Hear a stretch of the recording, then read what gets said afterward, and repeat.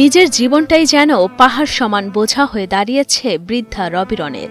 পক্ষাঘাতগ্রস্ত হয়ে দীর্ঘ ৮ মাস ধরে শয্যাশায়ী অবস্থায় আছেন তিনি।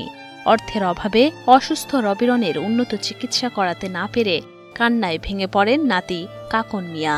আমার তো ছোটবেলাতে খুব আদর যত্ন করতো, দুধে কোলায় আবে যিশু যেটা পাইতো আসলে তোরা লুকাই নিয়ে তো নিজের না খাওয়াইলো আমারে খাওয়াইছে। শেরপুর সদর উপজেলার চকপাড়া গ্রামের মৃত কমল উদ্দিনের স্ত্রী রবিরন বেগম ৮ মাস আগে ব্রেন স্ট্রোক করলে পক্ষাঘাতগ্রস্ত হয়ে পড়েন তিনি। সে সময় তার একমাত্র মেয়ে অসুস্থ মায়ের দেখভাল করলেও কিছুদিন আগে মারা যান মেয়ে নিজেই।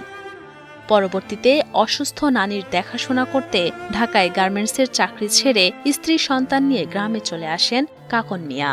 রিকশা চালিয়ে যার সামান্য আয় হতো তা দিয়েই স্ত্রী ২ সন্তান ও নানিকে নিয়ে কোনোভাবে দিন পার করেন কাকন মিয়া। আমি পরে গাড়ি চালাই, ভাড়া গাড়ি চালাই, ২০০-৩০০ টাকা পাই, ওইটিতে আমার সংসার খরচ নেই জায়গা। আমি যাই সামর্থ্য কোলাই একটু ছানা পাই, একটু যাই কোলাই ওইটুকু অনেক খাওয়াই এ পর্যন্ত রাখছি। আমার সাহায্য নাই যে চিকিৎসা করবো। তবে সামান্য আয়ে নানির সুচিকিৎসা না করাতে পেরে গত ৩রা মার্চ সকাল থেকে সন্ধ্যা পর্যন্ত নানিকে রাস্তায় শুয়ে রেখে সাহায্য চান দরিদ্র নাতি কাকন মিয়া।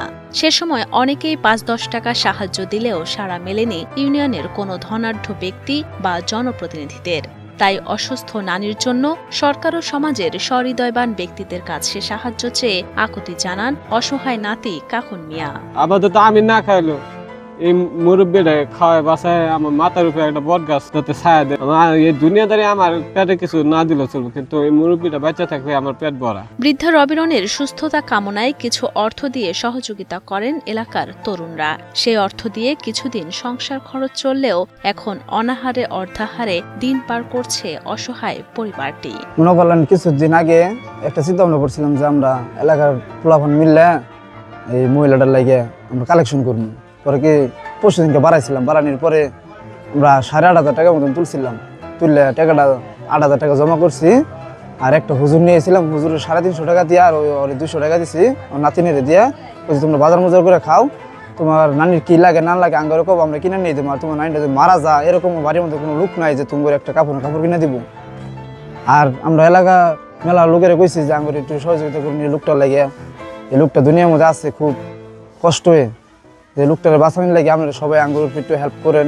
যার দুয়ারে দুয়ারে গেছে ওই 1 টাকা পাক 2 টাকা পাক 50 টাকা পাক দিছে আঙ্গুরে। স্বামী সন্তান হারা বৃদ্ধা রবিরনের চিকিৎসার জন্য সকলের কাছে আর্থিক সহযোগিতা চেয়ে অনুরোধ জানান এলাকাবাসী। সকলের সহযোগিতায় অসুস্থ রবিরন সুস্থ হয়ে উঠুক এই প্রত্যাশাই করেন তারা। দেখতেছেন এই বয়স্ক মহিলা, তার সাহায্য করার মতো আসলে কেউ নাই। এলাকার কয়েকজন মিলে যদি কেউ আমাদের টানটুনিতে দেওয়া হয় তো সেখানে থেকে ওনার একটু চিকিৎসা খাওয়া দাওয়া হয়।